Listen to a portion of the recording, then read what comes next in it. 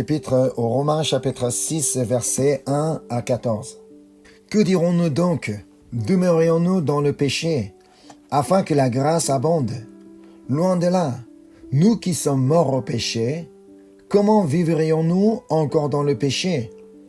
Ignorez-vous que nous tous qui avons été baptisés en Jésus-Christ, c'est en sa mort que nous avons été baptisés. Nous avons donc été ensevelis avec lui par le baptême en sa mort, afin que, comme Christ est ressuscité des morts par la gloire du Père, de même nous aussi nous marchions en nouveauté de vie. En effet, si nous sommes devenus une même plante avec lui par la conformité à sa mort, nous le serons aussi par la conformité à sa résurrection, sachant que notre vieil homme a été crucifié avec lui, afin que le corps du péché fût détruit, pour que nous ne soyons plus esclaves du péché, car celui qui est mort est libre du péché. Or, si nous sommes morts avec Christ, nous croyons que nous vivrons aussi avec lui, sachant que Christ ressuscité des morts ne meurt plus, la mort n'a plus de pouvoir sur lui. Car il est mort, et c'est pour le péché qu'il est mort une fois pour toutes. Il est revenu à la vie, et c'est pour Dieu qu'il vit. Ainsi vous-même, regardez-vous comme morts au péché et comme vivants pour Dieu en Jésus-Christ. Que le péché ne règne donc point dans votre corps mortel, et n'obéissez pas à ses convoitises. Ne livrez pas vos membres au péché comme des instruments d'iniquité, mais donnez-vous vous-même à Dieu comme étant vivants des morts que vous étiez, et offrez à Dieu vos membres comme des instruments de justice. Car le péché n'aura point de pouvoir sur vous, puisque vous êtes non sous la loi, mais sous la grâce. Amen. Le chapitre 6 commence par une question.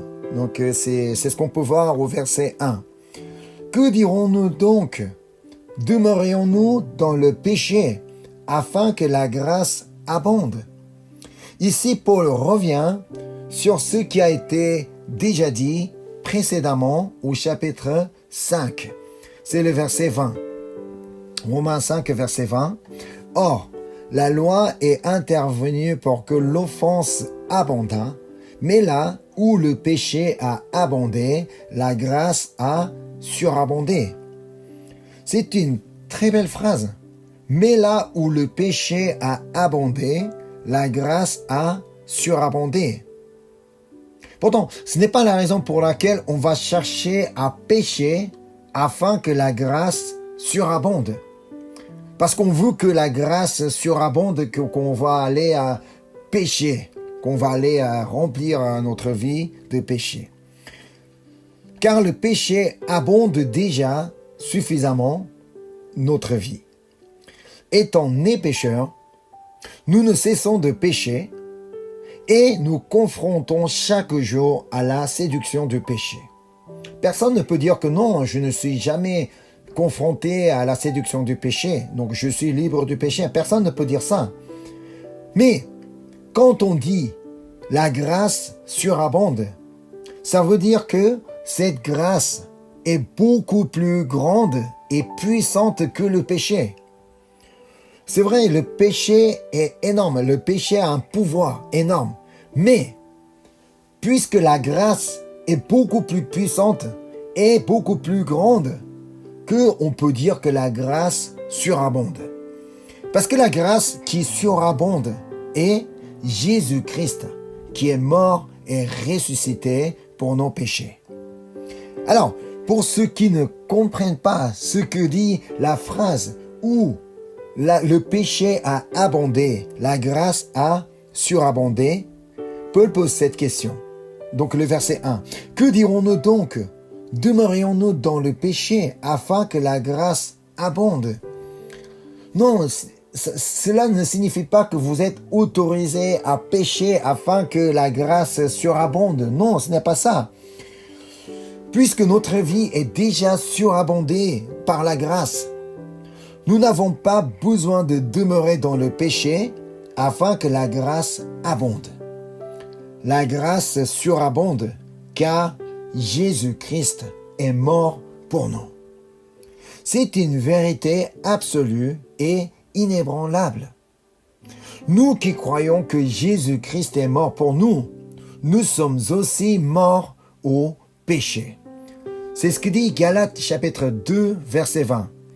J'ai été crucifié avec Christ. Et si je vis, ce n'est plus moi qui vis, c'est Christ qui vit en moi. Si je vis maintenant dans la chair, je vis dans la foi au Fils de Dieu qui m'a aimé et qui s'est livré lui-même pour moi. Amen. Ainsi, si nous vivons maintenant dans la chair, alors que nous sommes morts avec Christ, nous vivons dans la foi au Fils de Dieu qui nous a aimés et qui s'est livré lui-même pour nous tous. C'est pourquoi les versets 2 à 4 du passage d'aujourd'hui disent ainsi. Donc revenons au passage d'aujourd'hui. Loin de là, nous qui sommes morts au péché, comment vivrions-nous encore dans le péché? Ignorez-vous que nous tous qui avons été baptisés en Jésus-Christ, c'est en sa mort que nous avons été baptisés. Nous avons donc été ensevelis avec lui par le baptême en sa mort, afin que comme Christ est ressuscité des morts par la gloire du Père, de même nous aussi nous marchions en nouveauté de vie.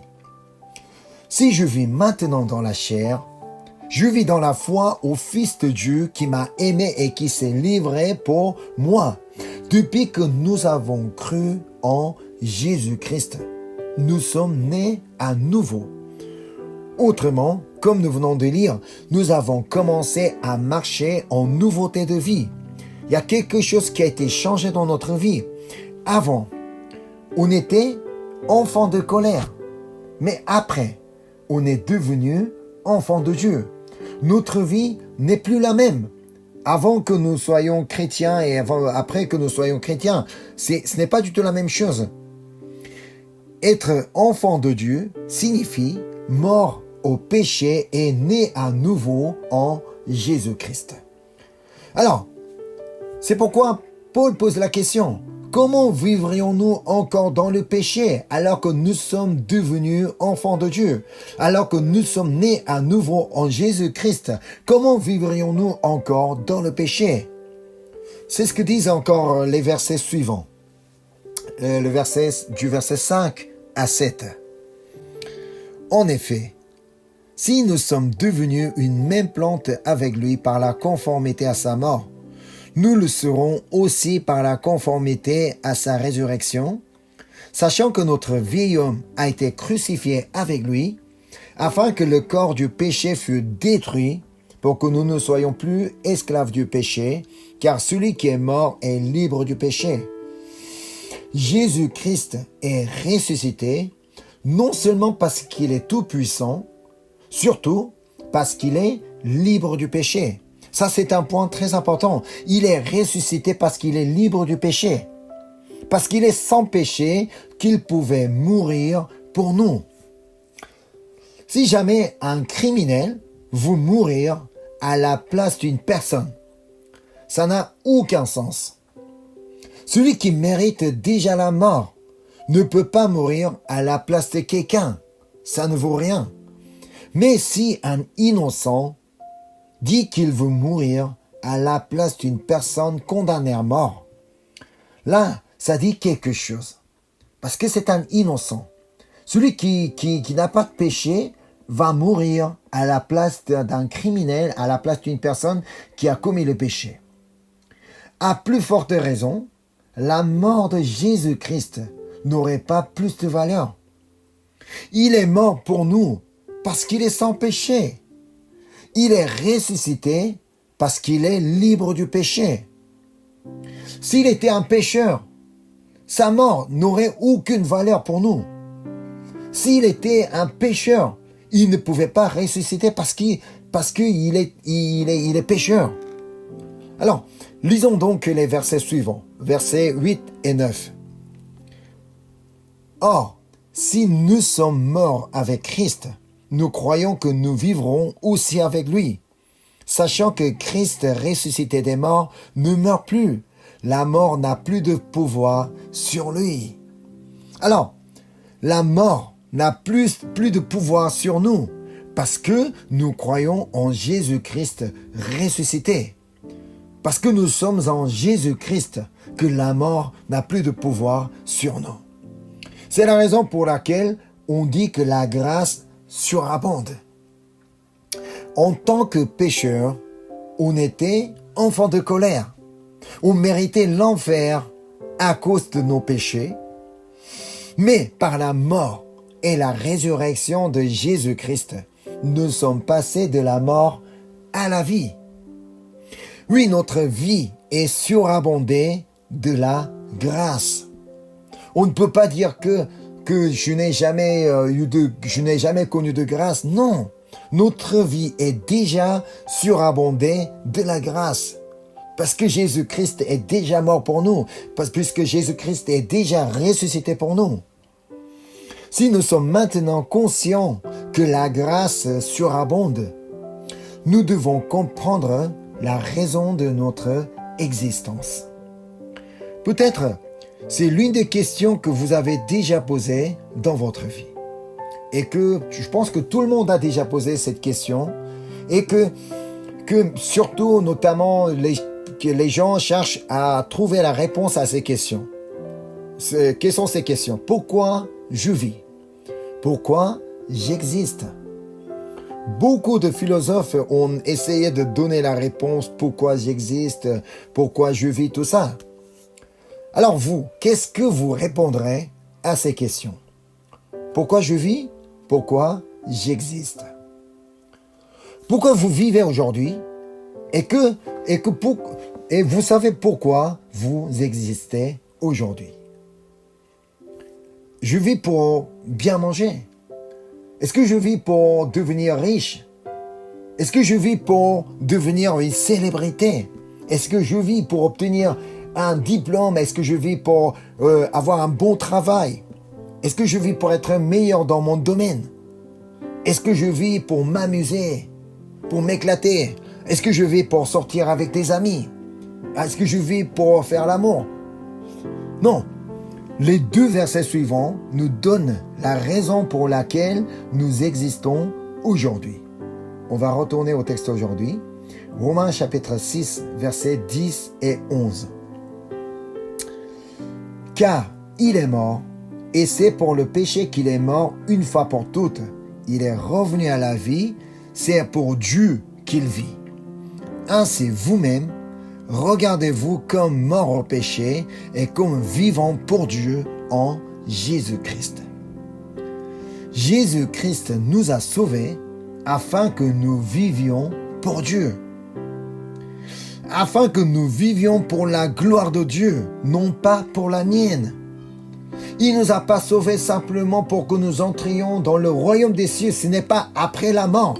Non, déjà, Dieu, Jésus-Christ nous a sauvés, la grâce surabonde, afin que nous vivions pour la gloire de Dieu. Est-ce que c'est votre cas? Est-ce que vous vivez pour la gloire de Dieu? Écoutons le message que donne Paul à chacun de nous. On va aller voir 1 Corinthiens, chapitre 10, du verset 31 à 33. Soit donc que vous mangez, soit que vous buviez, soit que vous fassiez quelque autre chose, faites tout pour la gloire de Dieu. Ne soyez en scandale ni aux Grecs, ni aux Juifs, ni à l'Église de Dieu. De la même manière que moi aussi, je m'efforce en toutes choses de complaire à tous, cherchant non mon avantage, mais celui du plus grand nombre, afin qu'ils soient sauvés. Pourquoi nous existons? Nous existons pour la gloire de Dieu. Dans ce cas, comment pourrions-nous vivre pour la gloire de Dieu? En étant meilleur de mon domaine, étant devenir le plus riche du monde, étant président d'un pays. Et c'est comme ça qu'on va pouvoir vivre pour la gloire de Dieu. Non, on trouve la réponse dans ce passage sur 2 points. Dans ce passage que nous venons de lire dans 1 Corinthiens. Premièrement, afin de vivre pour la gloire de Dieu, comme dit Paul, nous devons nous efforcer en toutes choses de complaire à tous, cherchant non notre avantage, mais celui du plus grand nombre, afin qu'ils soient sauvés. C'est ce qu'il dit précédemment au verset 23 et 24. On est toujours dans 1 Corinthiens, chapitre 10, versets 23 et 24. Je lis. Tout est permis, mais tout n'est pas utile. Tout est permis, mais tout n'édifie pas. Que personne ne cherche son propre intérêt, mais que chacun cherche celui d'autrui. Ça veut dire, nous devons savoir agir par altruisme. Qu'est-ce que l'altruisme? Je vous lis la définition que donne le dictionnaire. L'altruisme, c'est disposition de caractère qui pousse à s'intéresser aux autres, à se montrer désintéressé.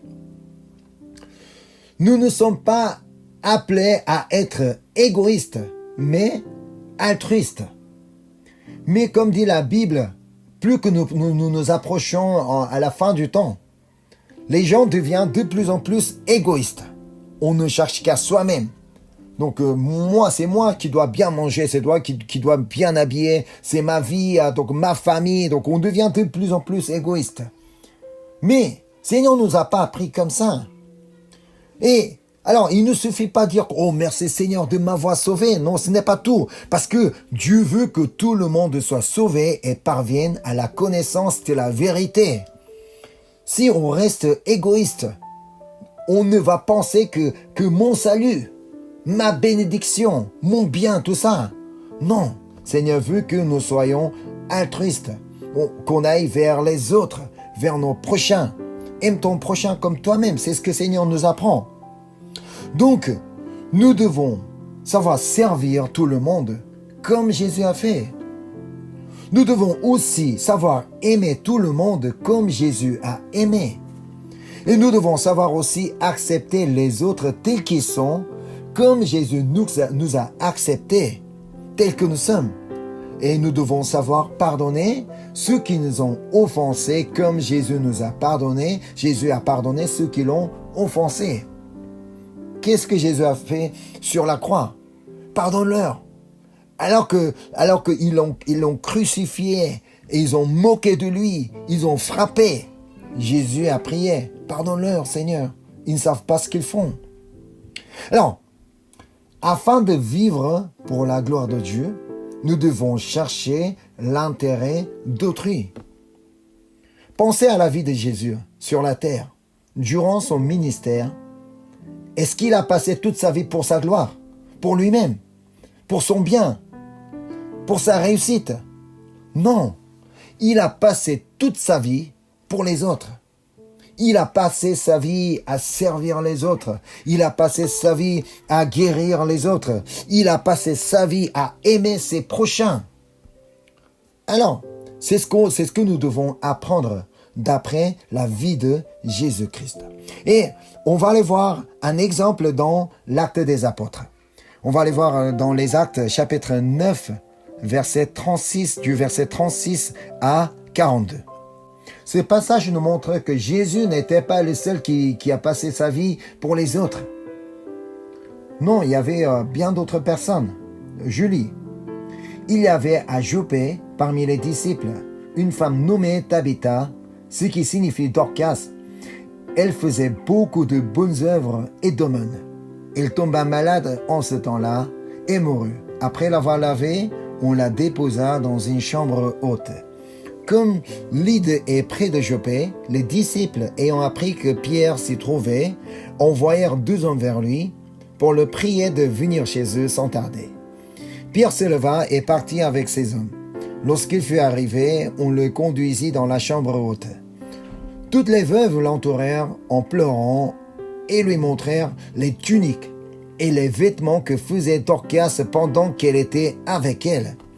Pierre fit sortir tout le monde, se mit à genoux et pria, puis, se tournant vers le corps, il dit « Tabitha, lève-toi ». Elle ouvrit les yeux et, ayant vu Pierre, elle s'assit. Il lui donna la main et la fit lever. Il appela ensuite les saints et les veuves et la leur présenta vivante. Cela fut connu de tout Joppé et beaucoup crurent au Seigneur. Voilà, Tabitha aussi, elle a fait l'effort en toutes choses de complaire à tous, cherchant non son avantage, mais celui du plus grand nombre, afin qu'il soit sauvé.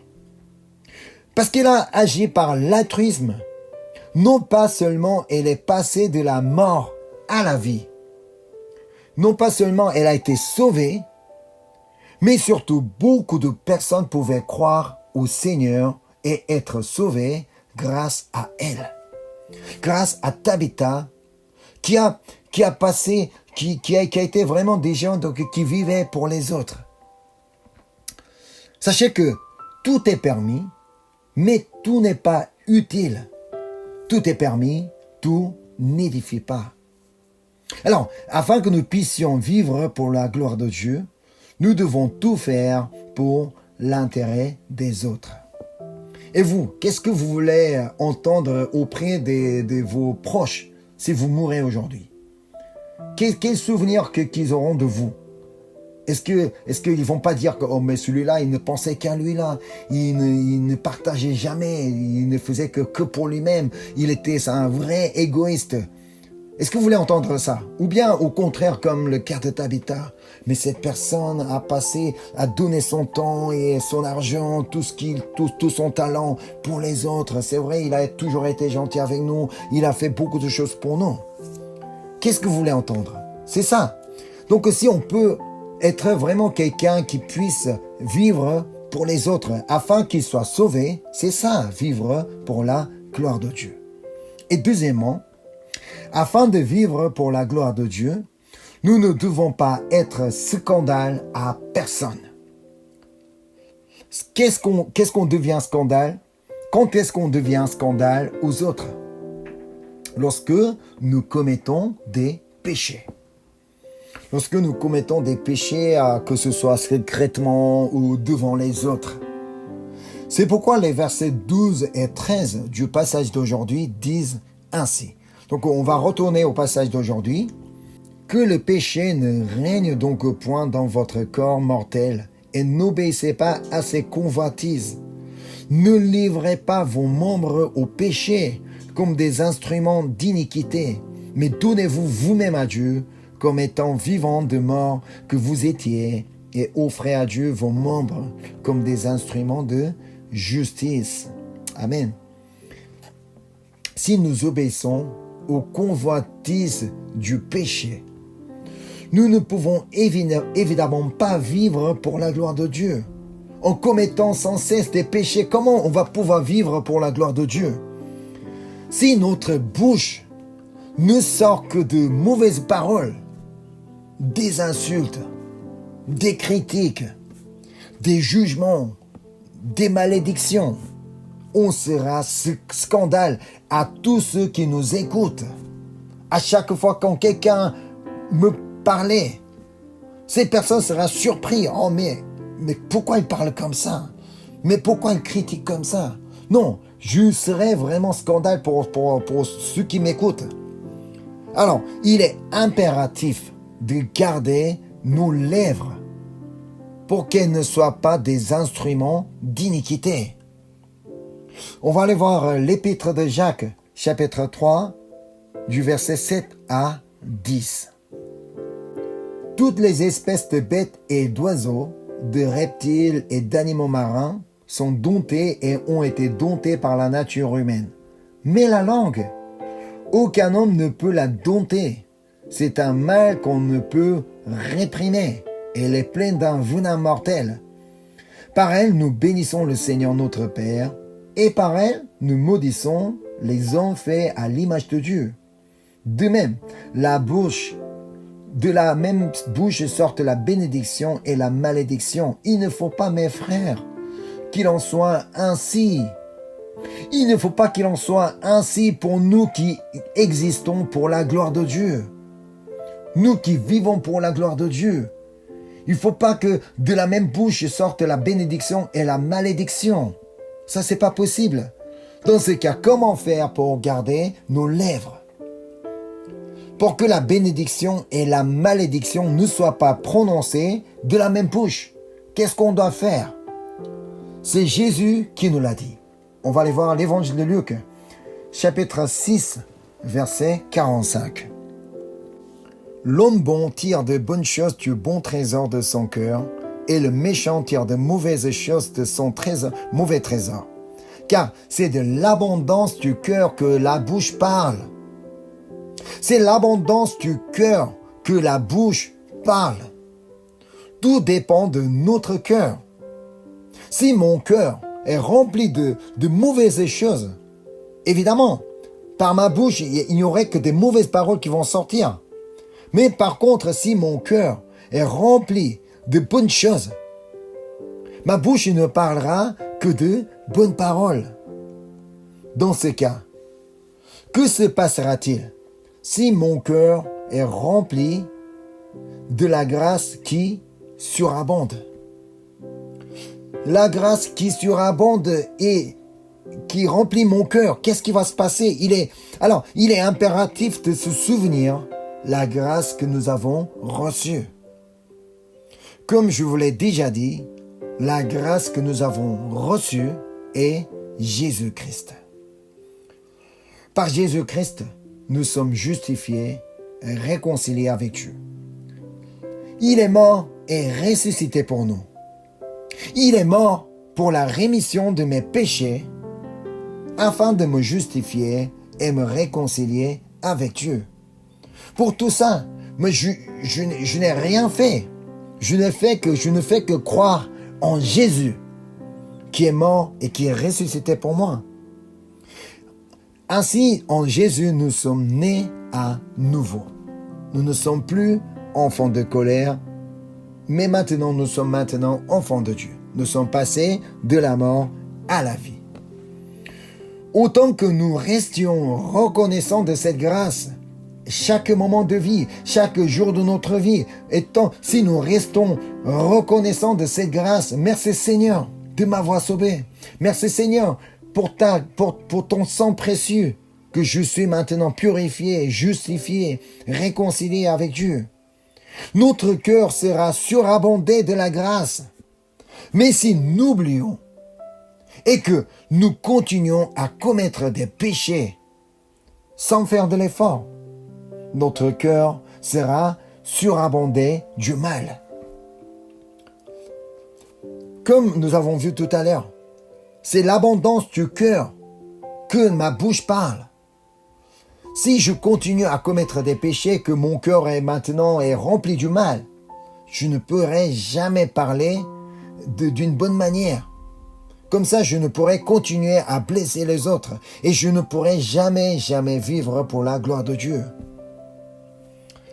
Nous devons constamment résister au péché. C'est ce que disent les versets 12 et 13 du passage d'aujourd'hui. Que le péché ne règne donc point dans votre corps mortel et n'obéissez pas à ses convoitises.